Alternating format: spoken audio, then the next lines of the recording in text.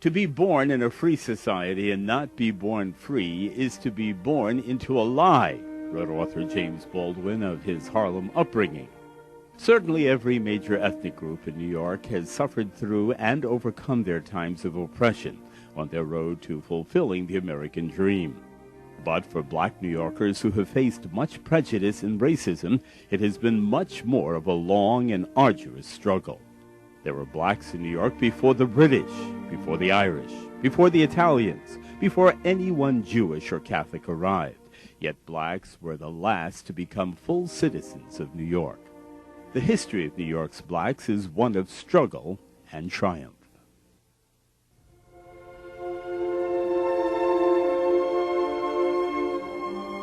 The first black New Yorker was believed to be Jan Rodriguez, a free black sailor for the Dutch Fur Trading Company, left alone on Manhattan Island to live and trade with the Indians in 1613. In 1625, more blacks arrived in New Amsterdam involuntarily, when the West India Company imported slaves from Africa to help build the city.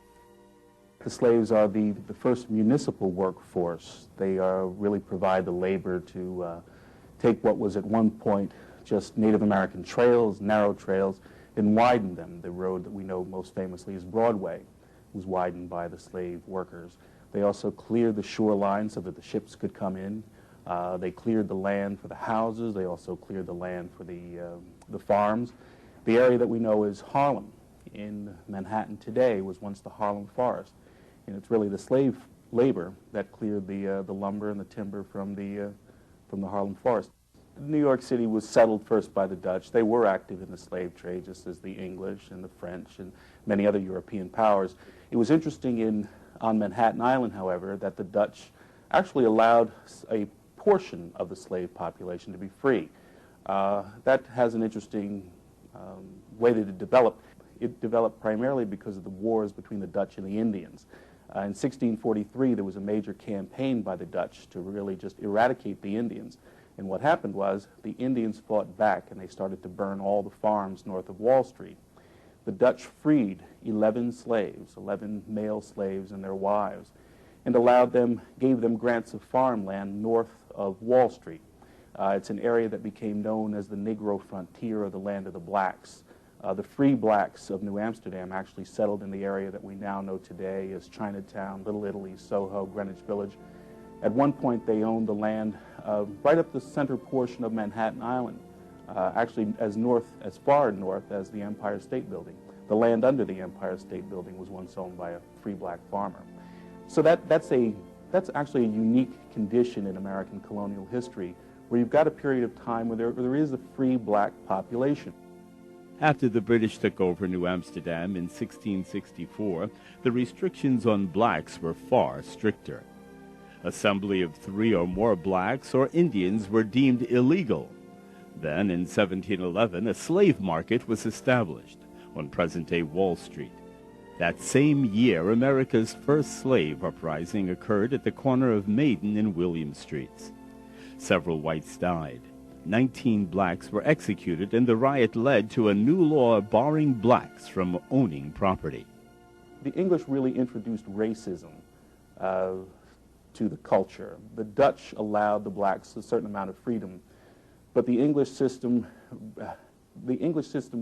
had laws which were based on race, that were based not only on being in servitude, but also on the color of your skin. Consequently, in 1712, there was a law passed that prohibited even free blacks from inheriting land. And that pretty much drove the free blacks off Manhattan Island. In fact, the last land that was owned by free blacks was the land under the Empire State Building, and that was sold by 1716. At the start of the Revolutionary War, free blacks were banned from serving in the American military. However, when the fortunes of the Continental Army were at their lowest, the use of black soldiers helped save the war effort. There were about 5,000 to 10,000 blacks who fought for the Patriots. Soon after the Battle of Concord in Lexington, General Washington determined correctly that the British would next attack New York. And the slave force in New York City was used primarily to build fortifications and batteries. The battery in Lower Manhattan was actually for a battery of cannons. There were batteries on almost every street that led down to the rivers, to the Hudson, to the East River. There were 5 or 6 forts built in Brooklyn, from Brooklyn Heights right over to Fort Greene. Slave labor was used to build those forts. During colonial times, there was a great dichotomy because you did have people who were businessmen, free blacks, and then you have the slave who maybe is doing the laboring on the street, putting down the bricks and things of that nature, working in the homes.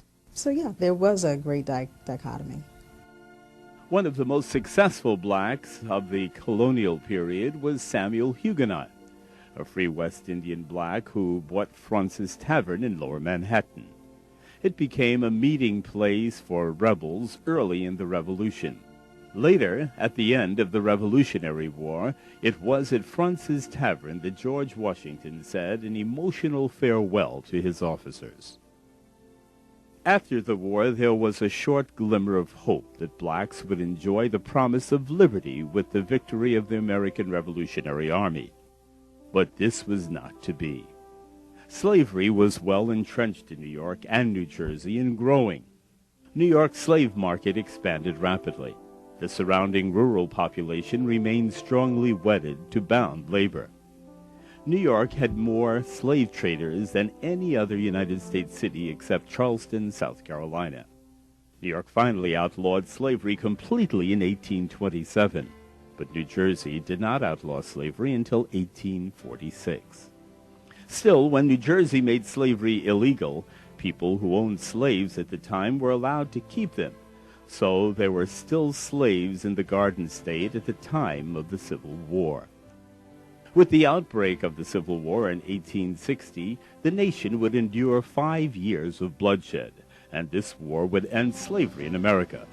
It was during this conflict that many black Americans served the Union cause and began a long tradition of bravery, heroism, and service in the United States military.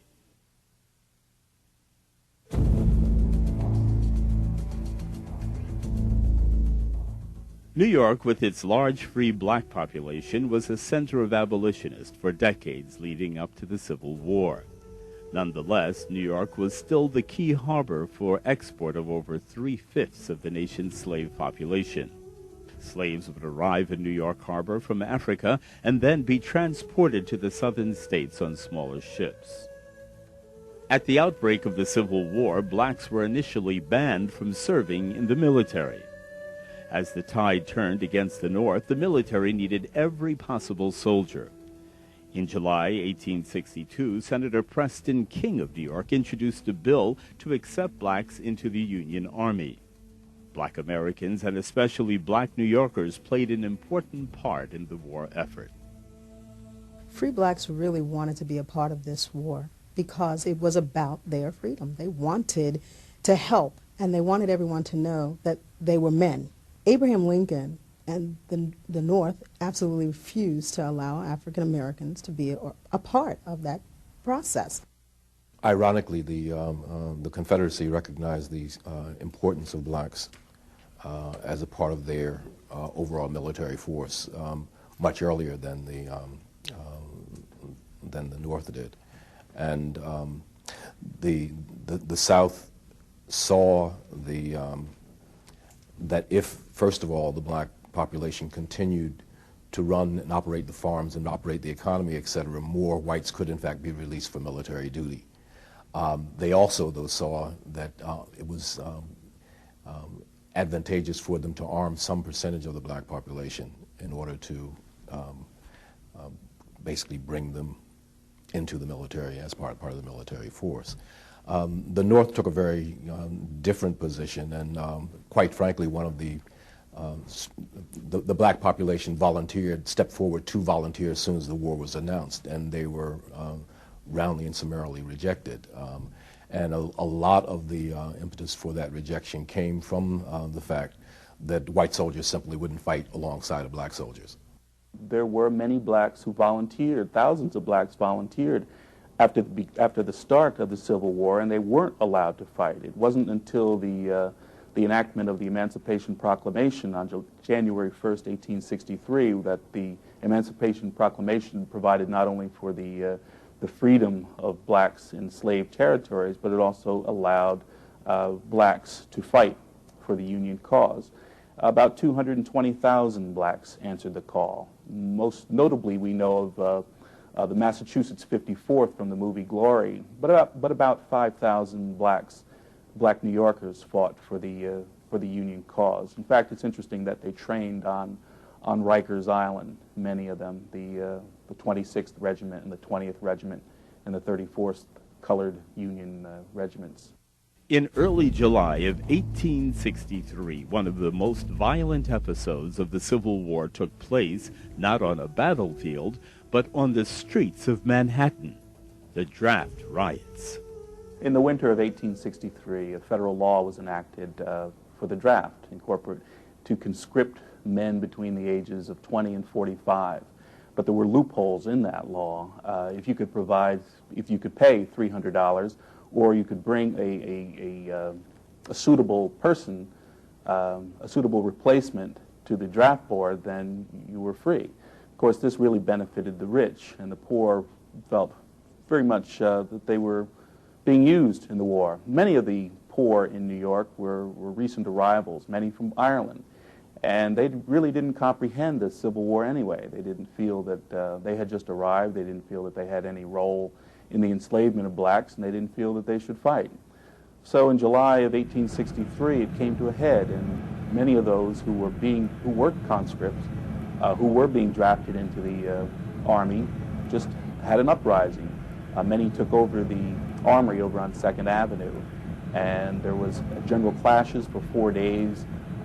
Blacks and abolitionists were targeted primarily by the draft rioters because they were considered to be the targets. They were the reasons that these young men from Ireland and other European nations were being drafted. So really all hell broke loose on Manhattan Island and in Brooklyn too. By some accounts of the period, hundreds of blacks, abolitionists, and rioters were killed during those 4 days. There were people being hanged on the avenues and people dragged through the streets.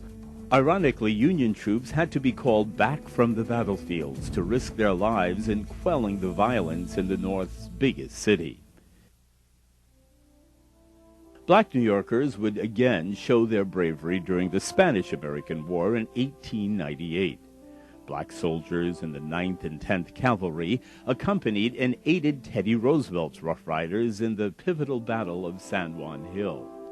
Most of these regiments were made up of black New Yorkers.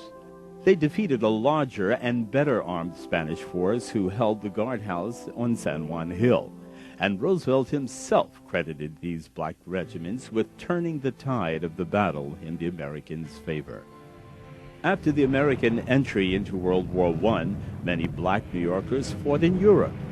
There were over 370,000 black soldiers and 1,400 black commissioned officers in the United States Army. But it was the all-black regiment known as the Harlem Hellfighters that was the only unit to receive the prestigious Croix de Guerre medal from the French government for their accomplishments on the battlefields of France. The Harlem Hellfighters had 191 unbroken days of combat and earned 171 decorations for bravery. By World War I, the system of racial apartheid that we called segregation, Jim Crow, had in fact been firmly entrenched in the American body politic and American society as a whole. And this applied, of course, to the military, that if you were going to have blacks, first of all, they had to fight under white leadership, and that had been true all the way back. But second, there were still lingering doubts that blacks could, in fact, stand up under the withering power of a real war. When they come back home, they face such prejudice, they face such discrimination,